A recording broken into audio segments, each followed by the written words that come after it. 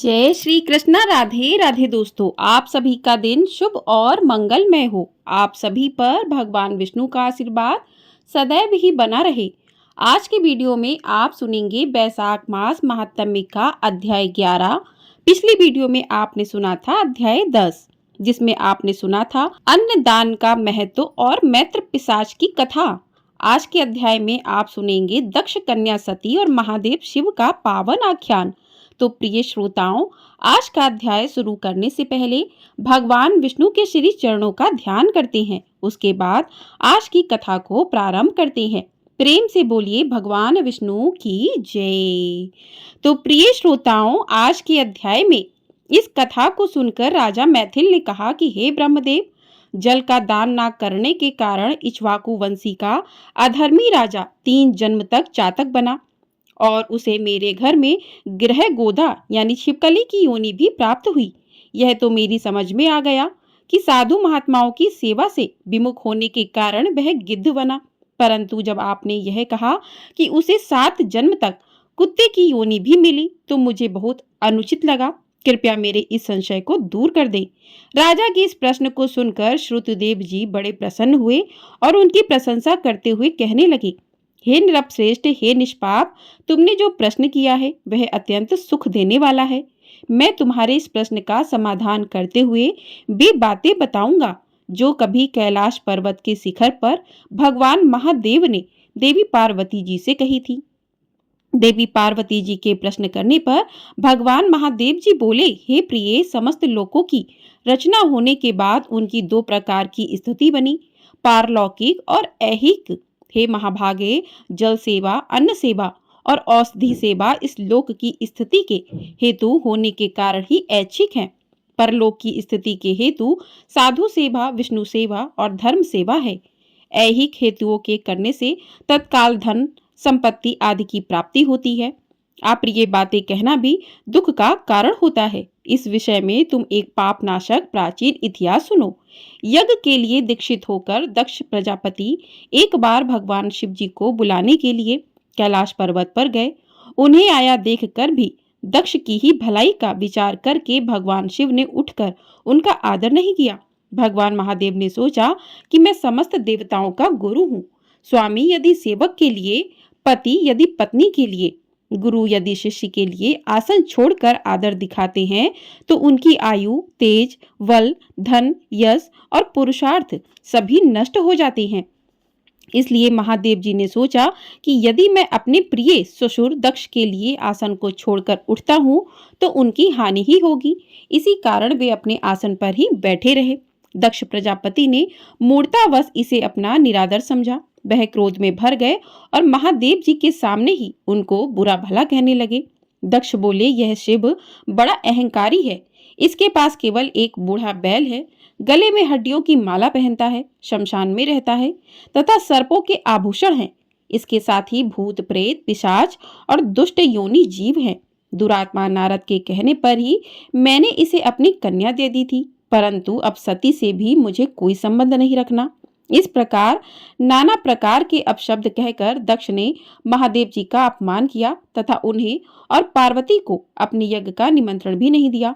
वे जैसे आए थे वैसे ही लौट गए। तत्पश्चात उन्होंने यज्ञशाला में जाकर मुनिजनों को साथ ले यज्ञ प्रारंभ कर दिया। वे निरंतर भगवान शंकर की निंदा करते रहे। उनके उस यज्ञ में भगवान विष्णु और भगवान ब्रह्मा को छोड़कर समस्त देवता, सिद्ध, चारण, गंधर्व, यक्ष, राक्षस और किन्नर सम्मिलित हुए। यज्ञ में सभी को जाता देखकर सती का मन भी चंचल हो उठा। वह पिता के उत्सव को देखने तथा परिवार जनों से मिलने के लिए विकल हो गई। महादेव जी ने सती को समझाने की बहुत चेष्टा की, परंतु जब वे पिता के घर जाने का हठ ही ठान गई तो भगवान महादेव जी ने उनसे कहा, हे सती, इस समय तुम्हें अपने पिता के घर जाने से कोई यश नहीं मिलेगा, अपितु कलेश ही होगा। तुम्हारे पिता सभा में बैठकर मेरी निंदा करते हैं, उसे शायद तुम सहन नहीं कर सकोगी। निश्चय ही तुम क्रोध में भरकर कुछ अनिष्ट कर बैठोगी। परंतु सती ने महादेव जी की इस बात को नहीं माना और वे पिता के घर के लिए चल पड़ी।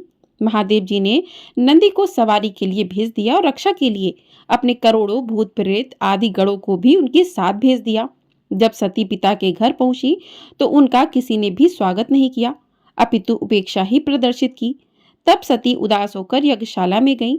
वहां सती को सभी ने देखा, परंतु किसी ने उनसे बात तक नहीं की। अपने पिता के भाव को देखकर वे भी समझ गईं कि वे उनसे रुष्ट हैं और इसी कारण उनका अपमान भी कर रहे हैं। सती ने यह भी देखा, दक्ष ने यज्ञ में सभी देवताओं को आहुति दी, परंतु जब रुद्र को आहुति देने की बारी आई तो उन्हें छोड़ दिया गया। आगे की आहुति देने लगे। पति के इस सम्मान को देखकर सती को बड़ा दुख हुआ।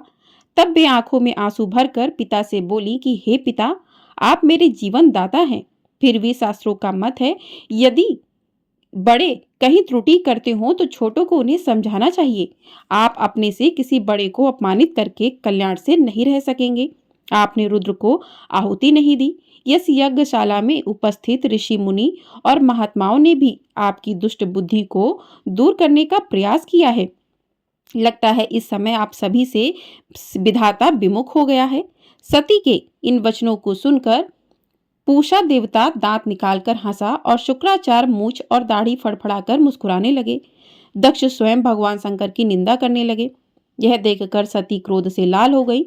उन्होंने पति की निंदा सुनने के पाप से प्रायश्चित पाने हेतु यज्ञ कुंड में कूदकर अपने शरीर को जला डाला। उस समय सती को जलता हुआ देखकर शिवगढ़ क्रोध में भर गए और चारों दिशाओं में हाहाकार मचने लगा।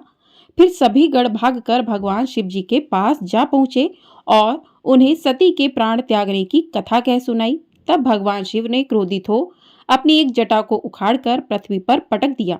देखते ही देखते उससे महाबली वीरभद्र प्रकट हुआ। उसका शरीर अत्यंत विशाल था, उसकी सहस्त्र भुजाएं थीं और साक्षात यमराज के समान प्रतीत होता था। उसने हाथ जोड़कर भगवान शंकर जी से कहा, हे देव, आप मुझे आज्ञा दे कि मैं क्या करूं।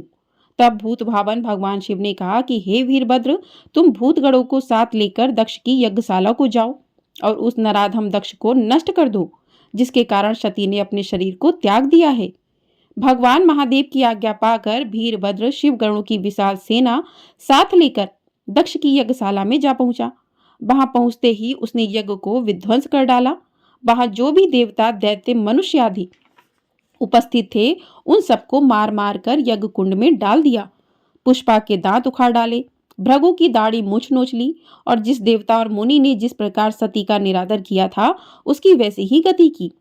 फिर वीरभद्र ने दक्ष की चोटी पकड़कर उसे यज्ञशाला में चारों ओर घसीटते हुए बड़ी दरुणा यातना पहुंचाई। तत्पश्चात दक्ष के उस सिर को, जिसकी रक्षा भृगु ने अपने मंत्र बल से करनी चाही थी, सभी को देखते देखते काटकर यज्ञ कुंड में डाल दिया।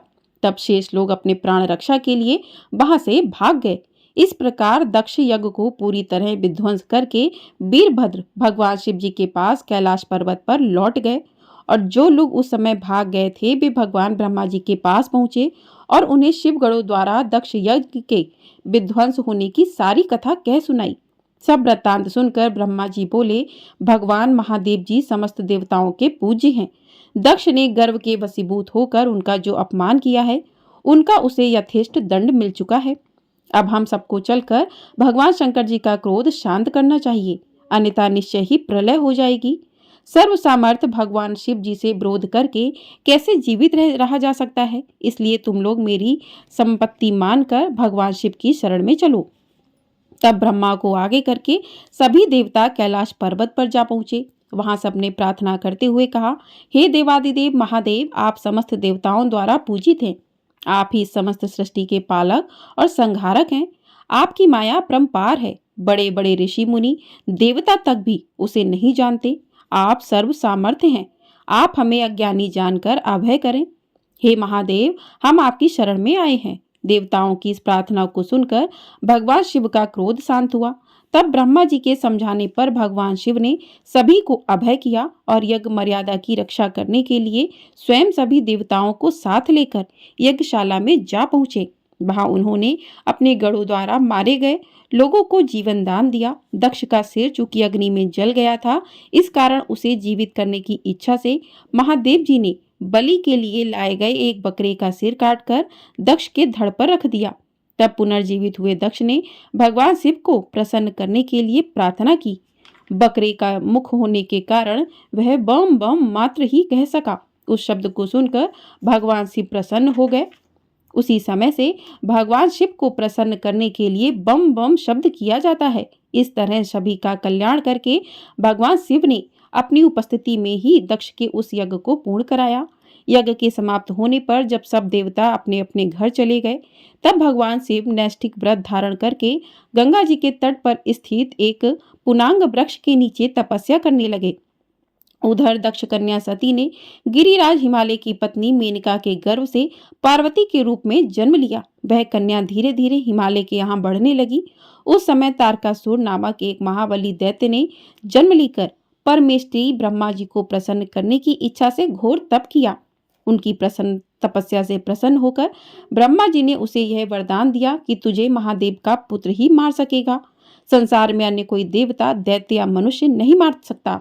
इस वरदान को पाकर वह राक्षस बहुत प्रसन्न हुआ और देवताओं को सताने लगा। उसने इंद्र को स्वर्ग से मार भगाया तथा स्वयं इंद्र बनकर स्वर्ग का सुख भोगने लगा। तब इंद्र सहित सभी देवता कांतिहीन होकर भगवान ब्रह्मा जी के पास गए और बोले कि हे प्रभु, आपके दिए वर को प्राप्त कर तारकासुर महापराक्रमी हो गया है। उसने हम सभी को त्रस्त करके भगा दिया है तथा हम लोग उसके भय से अपने अपने स्थान से च्युत होकर छिपकर रह रहे हैं। उस समय ब्रह्मा जी ने उन्हें समझाते हुए कहा, हे देवताओं, यदि तुम तारकासुर से मुक्ति पाना चाहते हो तो मेरी बात को ध्यान से सुनो। भगवान शिव जी की भार्या सती ने हिमालय के घर पार्वती के रूप में जन्म ग्रहण किया है। भगवान शिव जी बहुत समय से तपस्या कर रहे हैं। तुम लोग ऐसा कोई उपाय करो जिससे भगवान शिव की समाधि भंग हो और वे पार्वती से विवाह कर लें। जब तक भगवान शिव का पार्वती से विवाह नहीं होता, तुम्हारी दशा में सुधार नहीं हो सकेगा, यह निश्चित है। तब देवराज इंद्र ने भगवान ब्रह्मा की बात मानकर देवगुरु बृहस्पति से सलाह करके नारद जी को हिमालय के पास भेजा। नारद जी ने जाकर हिमालय को पार्वती के पूर्व जन्म का वृत्तांत सुनाया और कहा, हे राजन, तुम्हारी कन्या पूर्व जन्म में दक्ष कन्या सती थी। इसका विवाह भगवान महादेव के साथ करो, तभी सबका कल्याण होगा। फिर इंद्र ने कामधेनु को बुलाकर उसे भगवान शिव की समाधि भंग करने का आदेश दिया। तब कामदेव ने वन में जाकर असमय ही वसंत बहार फैला दी और जब पार्वती जी महादेव जी का पूजन करने वन में गईं तो उसने काम बाण चलाकर भगवान शिव की तपस्या को खंडित कर दिया। समाधि भंग होने पर जब शिव जी ने पार्वती को अपने सामने देखा तो वे उन पर मोहित हो गए और उन्हें गोदी में बैठाकर कुछ कहने लगे। तभी उचित अवसर जानकर कामदेव ने एक तीक्ष्ण बाण और चलाया, जिसके लगते ही भगवान शिव जी का चित्त चंचल हो गया। जब उन्होंने अपने चारों ओर देखा तो एक वृक्ष पर बैठा हुआ कामदेव भी दिखाई दे गया। उस समय भगवान शिव जी ने अत्यंत क्रोधित होकर कामदेव को भस्म करने के लिए अपना तीसरा नेत्र खोल दिया, जिससे तुरंत ही एक तीक्ष्ण अग्नि प्रकट हुई और कामदेव वहीं जलकर भस्म हो गया। यह देख वसंत और रति वहां से भाग गए। उस समय देवता अपने कार्य को सिद्ध हुआ समझकर प्रसन्न हो गए। पार्वती भयभीत हुई, एक ओर खड़ी थीं कि तभी महादेव जी वहां से अंतर्ध्यान हो गए। इस प्रकार देवता अपने जिस हित की सिद्धि करना चाहते थे वह प्राप्त नहीं हो सकी। जो साधु जनों के साथ दुष्टता करते हैं उनका यही हाल होता है। इस तरह साधु जनों की सेवा न करने के कारण ही इक्ष्वाकु के पुत्र ने अनेकों कष्ट और निकष्ट योनियों को भोगा था। हे राजन, जो इस परम पुनीत वृतांत को पढ़ते अथवा श्रवण करते हैं वे निसंदेह जन्म मरण और जरा मृत्यु के चक्कर से मुक्त होकर दिव्य गति को प्राप्त करते हैं। भगवान शिव जी का यह पावन आख्यान मोक्ष को देने वाला है। प्रेम से बोलिए भगवान भोलेनाथ की जय। अब हम सुनेंगे बैसाख मास की कथा। महर्षि वशिष्ठ के उपदेश से राजा कीर्तिमान का अपने राज्य में बैसाख मास के धर्म का पालन करना और यमराज ब्रह्मा जी से राजा के लिए शिकायत करना। तो प्रिय श्रोताओं, मिथिलापति ने ब्राह्मण, जब बैसाख मास के धर्म अतिशय सुलभ पुण्य राशि प्रदान करने वाले, भगवान विष्णु के लिए प्रीतिकारक, चारों पुरुषार्थों की तत्काल सिद्धि करने वाले, सनातन और वेदोक्त हैं, तब संसार में उनकी प्रसिद्धि कैसे नहीं हुई। श्रुत देव जी ने कहा, राजन, इस पृथ्वी पर लौकिक कामना रखने वाले ही मनुष्य अधिक हैं। उनमें से कुछ राजस और कुछ तामस हैं। वे लोग इस संसार के भोगों और पुत्र पौत्रादि संपदाओं की अभिलाषा रखते हैं। कहीं किसी प्रकार की कभी बड़ी कठिनाई से कोई एक ऐसा मनुष्य मिलता है जो स्वर्ग लोक के लिए प्रयत्न करता है और इसलिए वह यज्ञ आदि पुण्य कर्मों का अनुष्ठान बड़े प्रयत्न से करता है, परंतु मोक्ष की उपासना प्रायः कोई नहीं करता। तुच्छ आशाएं लेकर बहुत से कर्मों का आयोजन करने वाले लोग प्रायः काम्य कर्मों के उपासक हैं। यही कारण है कि संसार में राजस और तामस धर्म अधिक विख्यात हो गए, परंतु सात्विक धर्मों की प्रसिद्धि नहीं हुई। ये सात्विक धर्म भगवान विष्णु को प्रसन्न करने वाले हैं, निष्काम भाव से किए जाते हैं और इहलोक तथा परलोक में सुख प्रदान करते हैं। देव माया से मोहित होने के कारण मूढ़ मनुष्य इस धर्मों को जानते ही नहीं है। पूर्व काल की बात है, काशीपुरी में कीर्तिमान नाम से विख्यात एक चक्रवर्ती राजा थे। वे इक्ष्वाकु वंश के भूषण तथा महाराज नृग के पुत्र थे। संसार में उनके बड़ा यश था। वे अपनी इंद्रियों पर और क्रोध पर विजय पा चुके थे। ब्राह्मणों के प्रति उनके मन में बड़ी भक्ति थी। राजाओं में उनका स्थान बहुत ऊंचा था। एक दिन वे मृग माया में आसक्त होकर महर्षि वशिष्ठ के आश्रम पर आए। बैसाख की चिलचिलाती हुई धूप में यात्रा करते हुए राजा ने मार्ग में देखा महात्मा वशिष्ठ के शिष्य जगह जगह अनेक प्रकार के कार्यों में विशेष तत्परता के साथ संलग्न थे। वे कहीं पौसला बनाते हैं तो कहीं छाया मंडप, किनारे पर झरनों के जल को रोककर स्वच्छ बावली बनाते हैं। कहीं वृक्षों के नीचे बैठे हुए लोगों को वे पंखा डुलाकर हवा करते थे। कहीं उख देते, कहीं सुगंधित पदार्थ भेंट करते और कहीं फल देते थे। दोपहरी में लोगों को छाता देते और संध्या के समय शरबत, कोई से घनी छाया वाले वन में झाड़ बुहार कर साफ किए हुए आश्रम के प्रांगणों में हितकारक बालू का बिछाते थे और कुछ लोग वृक्षों की शाखा में झूला लटकाते थे। उन्हें देखकर राजा ने पूछा, आप लोग कौन हैं? उन्होंने उत्तर दिया, हम लोग महर्षि वशिष्ठ के शिष्य हैं। राजा ने पूछा, यह सब क्या हो रहा है? वे बोले, ये बैसाख मास में कर्तव्य रूप से बताए गए धर्म है, जो धर्म, अर्थ, काम, मोक्ष चारों पुरुषार्थ के साधक हैं। हम लोग गुरुदेव वशिष्ठ की आज्ञा से इन धर्मों का पालन करते हैं। राजा ने पूछा, इनके अनुष्ठान से मनुष्यों को कौन सा फल मिलता है? किस देवता की प्रसन्नता होती है? उन्होंने उत्तर दिया, हमें इस समय यह बताने के लिए अवकाश नहीं है। आप गुरुजी से ही यथोचित प्रश्न कीजिए। वे महायशस्वी महर्षि इन धर्मों को यथार्थ रूप से जानते हैं। शिष्यों से ऐसा उत्तर पाकर राजा शीघ्र ही महर्षि वशिष्ठ के पवित्र आश्रम पर, जो विद्या और योग शक्ति से संपन्न था, गए। राजा को आते देख महर्षि वशिष्ठ मन ही मन बड़े प्रसन्न हुए। उन्होंने सेवकों सहित महात्मा राजा का विधि पूर्वक आतिथ्य सत्कार किया। जब वे आराम से बैठ गए तब गुरु वशिष्ठ ने प्रसन्नता पूर्वक बोले, भगवान, मैंने मार्ग में आपके शिष्यों द्वारा परम आश्चर्यमय शुभ कर्मों का अनुष्ठान होते देखा, किंतु उनके संबंध में जब प्रश्न किया तब उन्होंने दूसरी कोई बात ना बताकर आपके पास जाने की आज्ञा दी। उनकी आज्ञा के अनुसार मैं इस समय आपके समीप आया हूँ। मेरे मन में उन धर्मों को सुनने की बड़ी ही इच्छा है। आप मुझसे उनका वर्णन करें। तब यशस्वी महावशिष्ठ ने प्रसन्नतापूर्वक कहा, राजन, तुम्हारी बुद्धि को उत्तम शिक्षा मिली है, अतः उसने यह उत्तम निश्चय किया। भगवान विष्णु की कथा के श्रवण और भगवत मतों में अनुष्ठान में जो तुम्हारी बुद्धि की आत्यंतिक प्रवृत्ति हुई है, यह तुम्हारे किसी पुण्य का ही फल है, जिसने वैशाख मास में बाते हुए महाधर्मों के द्वारा भगवान श्री हरि की आराधना की। उनके उन धर्मों से भगवान बहुत संतुष्ट होते हैं और उसे मनोवांछित वस्तु प्रदान करते हैं। संपूर्ण जगत के स्वामी भगवान लक्ष्मीपति समस्त पाप राशि का विनाश करने वाले हैं। वे सूक्ष्म धर्मों से प्रसन्न होते हैं। केवल परिश्रम और धन से नहीं, भगवान विष्णु भक्ति से पूजित होने पर अविष्ट वस्तु प्रदान करते हैं। इसलिए सदा भगवान विष्णु की भक्ति करना चाहिए। जगदीश्वर श्री हरि जल से भी पूजा करने पर अशेष क्लेश का नाश करते और शीघ्र प्रसन्न होते हैं। बैसाख मास में बताए हुए ये धर्म थोड़े से परिश्रम द्वारा साध्य होने पर भी भगवान विष्णु के लिए प्रीतिकारक एवं शुभ होने के कारण अधिक व्यय से सिद्ध होने वाले बड़े बड़े यज्ञादि कर्मों का भी तिरस्कार करने वाले हैं। अतः भूपाल, तुम भी वैशाख मास में बताए हुए धर्म का पालन करो और तुम्हारे राज्य में निवास करने वाले अन्य सब लोगों से भी उन कल्याणकारी धर्मों का पालन कराओ। इस प्रकार से वैशाख धर्म के पालन की आवश्यकता को शास्त्रों और युक्तियों से भली बात सिद्ध करके वशिष्ठ जी ने वैशाख मास के सब धर्मों का राजा के समक्ष वर्णन किया।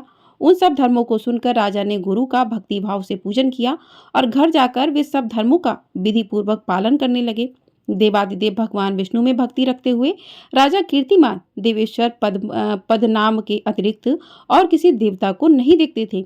उन्होंने हाथी की पीठ पर नगाड़ा रखकर सिपाहियों से अपने राज्य भर में डंडे की चोट पर घोषणा करवा दी कि मेरे राज्य में जो 8 वर्ष से अधिक की आयु वाला मनुष्य है, उसकी आयु जब तक 80 वर्ष की ना हो जाए तब तक मेष राशि के स्थित सूर्य के स्थित होने पर यदि वह प्रातःकाल स्नान नहीं करेगा तो मेरे द्वारा दंडनीय वंदिका राज्य से निकाल देने योग्य समझा जाएगा।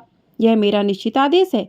पिता, पुत्र, पत्नी अथवा शहद जो कोई भी वैशाख धर्म का पालन नहीं करेगा वह चोर की भांति दंड का पात्र समझा जाएगा।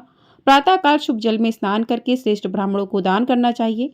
तुम सब लोग अपनी शक्ति के अनुसार पौसला और दान आदि धर्मों का आचरण करो। राजा कीर्तिमान ने प्रत्येक गांव में धर्म का उपदेश करने वाले एक एक ब्राह्मण को बसाया। 5-5 गांव पर एक एक ऐसी अधिकारी की नियुक्ति की जो धर्म का त्याग करने वाले लोगों को दंड दे सके। उस अधिकारी की सेवा में 10-10 घुड़सवार रहते थे। इस प्रकार चक्रवर्ती नरेश के शासन में सर्वत्र और सब देशों में यह धर्म का पौधा प्रारंभ हुआ और आगे चलकर खूब बड़े हुए वृक्ष के रूप में परिणत हो गया। उस राजा के राज्य में जो लोग मर जाते थे वे भगवान विष्णु के धाम में जाते थे। वहां के मनुष्यों को विष्णु लोक की प्राप्ति निश्चित थी। एक बार भी वैशाख स्नान कर लेने से मनुष्य यमराज के पास नहीं जाता। अपने धर्मानुकूल कर्म में स्थित हुए सब लोगों के विष्णु लोक में चले जाने से यमपुरी के सब नरक खाली हो गए। वहां एक भी पापी प्राणी नहीं रह गया। वैशाख मास के प्रभाव से यमपुरी के मार्ग की यात्रा ही बंद हो गई। सब मनुष्य दिव्य आकृति धारण करके भगवान के धाम में जाने लगे। देवताओं के जो लोक हैं वे सब भी शून्य हो गए। स्वर्ग और नरक दोनों के शून्य हो जाने पर एक दिन नारद जी ने धर्मराज जी के पास जाकर कहा, धर्मराज, आपके इस नरक में अब पहले जैसा कोलाहल सुनाई नहीं दे पड़ता। पहले की भांति पाप कर्मों का लेखा जोखा भी नहीं लिखा जाता। चित्रगुप्त जी तो ऐसे मौन भाव से बैठे हुए हैं जैसे कोई मुनि हो। महाराज, इसका कारण तो बताइए। महात्मा नारद के ऐसा कहने पर राजा यम ने कुछ दीनता के स्वर में कहा, नारद, इस समय पृथ्वी पर जो यह राजा राज्य करता है वह पुराण पुरुषोत्तम भगवान विष्णु का बड़ा ही भक्त है। उसके भय से कोई भी मनुष्य कभी वैशाख मास का उल्लंघन कहीं नहीं करता। उस पुण्य कर्म के प्रभाव से सभी भगवान विष्णु के परम धाम में चले जाते हैं। हे मुनि श्रेष्ठ, उस राजा ने इस समय मेरे लोक का मार्ग लुप्त सा कर रखा है। स्वर्ग और नरक दोनों को शून्य बना दिया। अतः ब्रह्मा जी के समीप जाकर यह सब समाचार उनसे निवेदन करके तभी मैं स्वस्थ होऊंगा। ऐसा निश्चय करके यमराज जी ब्रह्मा जी के लोक में गए और वहां बैठे हुए उन ब्रह्मा जी का दर्शन किया जिनका आश्रय ध्रुव है, जो इस जगत के बीज और सब लोगों के पितामह हैं और समस्त लोकपाल, दिक्पाल तथा देवता जिनकी उपासना करते हैं। ब्रह्मा जी ने यमराज को देखा और यमराज ब्रह्मा जी के आगे पृथ्वी पर गिर पड़े। फिर यमराज ने कहा, कमलासन, काम में लगाया हुआ जो पुरुष स्वामी की आज्ञा का ठीक ठाक पालन नहीं करता उसका धन लेकर भोगता है, उसका काठ का कीड़ा होता है। जो बुद्धिमान मनुष्य लोभवश स्वामी के धन का उपभोग करता है वह 300 कल्पों तक निरंतर योनि रूप नरक में जाता है। जो कार्य में नियुक्त हुआ पुरुष कार्य करने में समर्थ होकर भी अपने घर में ही बैठा रहता है वह बिलाव होता है। हे देव, मैं आपकी आज्ञा से धर्मपूर्वक प्रजा का शासन करता आ रहा हूँ। मैं अब तक मुनियों और धर्मशास्त्रों की कथा अनुसार पुण्यात्मा को पुण्य के फल से और पापात्मा को पाप के फल से संयुक्त किया करता था, परंतु अब आपकी आज्ञा का पालन करने में असमर्थ हो गया हूँ। कीर्तिमान के राज्य में सब लोग वैशाख मासोयुक्त पुण्य कर्मों का अनुष्ठान करके पितरों और पितामहों के साथ वैकुंठ धाम में चले जाते हैं। उनके मरे हुए पितर और पितामह आदि भी विष्णु लोक में चले जाते हैं। इतना ही नहीं, पत्नी के पिता, ससुर आदि भी मेरे लेख को मिटाकर विष्णु लोक में चले जाते हैं। देव, बड़े बड़े यज्ञों द्वारा भी मनुष्य वैसी गति नहीं पाता जैसी वैशाख मास में मिल रही। संपूर्ण तीर्थों से, दान आदि से, तपस्या से, व्रतों से तथा संपूर्ण धर्मों से युक्त मनुष्य भी उस गति को नहीं पाता जो वैशाख धर्म में तत्पर हुए मनुष्य को प्राप्त हो रही है। वैशाख में प्रातःकाल स्नान करके देव पूजन, मास महात्म्य की कथा का श्रवण तथा भगवान विष्णु को प्रिय लगने वाले तदनुकूल धर्मों का पालन करने वाला मनुष्य एकमात्र विष्णु लोक का स्वामी होता है। और जगतपति भगवान विष्णु के लोक की तो मेरी समझ में कोई सीमा ही नहीं है, क्योंकि सब ओर से कोटि कोटि प्राणियों का समुदाय वहां पहुंच रहा है तो भी वह भरता नहीं है। इस संसार में पवित्र और अपवित्र सभी लोग राजा की आज्ञा से वैशाख मास के धर्म का पालन करके विष्णु लोक को जा रहे। लोकनाथ, उसकी प्रेरणा से संस्कारहीन मनुष्य भी वैशाख स्नान मात्र से बैकुंठ धाम में चले जाते हैं। वह केवल भगवान विष्णु के चरणों की शरण लेने वाला है। जान पड़ता है वह समस्त संसार को विष्णु लोक में पहुंचा देगा। जो पुत्र, धर्म, अर्थ, काम और मोक्ष के प्रतिकूल चलता हो वह पृथ्वी पर माता के पेट से पैदा हुआ रोग है। वह अधम पुरुष अपनी माता का घात करने वाला कहा जाता है। किंतु राजा कीर्तिमान की माता और उनकी पत्नी का पुण्य संसार में विख्यात है। उनकी माता एकमात्र वीर जननी है और वह राजा निश्चय ही संसार में बहुत बड़ा वीर है। जिस प्रकार कीर्तिमान मेरी लिपि को मिटाने में उद्यत हुआ है, ऐसा उद्योग पुराणों में और किसी का नहीं सुना गया। भगवान विष्णु की भक्ति में तत्पर हुए राजा कीर्तिमान के सिवा दूसरे ऐसे किसी को मैं नहीं जानता जो डंका बजाकर घोषणा करते हुए लोगों को ऐसी प्रेरणा देता हो और मेरे लोक के मार्ग को विलुप्त करने की चेष्टा करता हो। प्रेम से बोलिए भगवान विष्णु की जय। इसके आगे का अध्याय आप अगली वीडियो में सुनेंगे। तो इस वीडियो को करते यहीं पर समाप्त। मिलते हैं अगली वीडियो में। आपको ये वीडियो पसंद आई हो, वीडियो को लाइक कर लीजिएगा। चैनल पर नए हैं तो चैनल को सब्सक्राइब भी कर लीजिएगा। आपको हमारे चैनल पर हिंदू धर्म से जुड़ी व्रत कथाओं की त्योहार की कथाएं सुनाई जाती हैं, तो उनको सुनने के लिए चैनल को सब्सक्राइब कर लीजिएगा। कमेंट बॉक्स में जय श्री कृष्णा राधे राधे अवश्य लिखिएगा।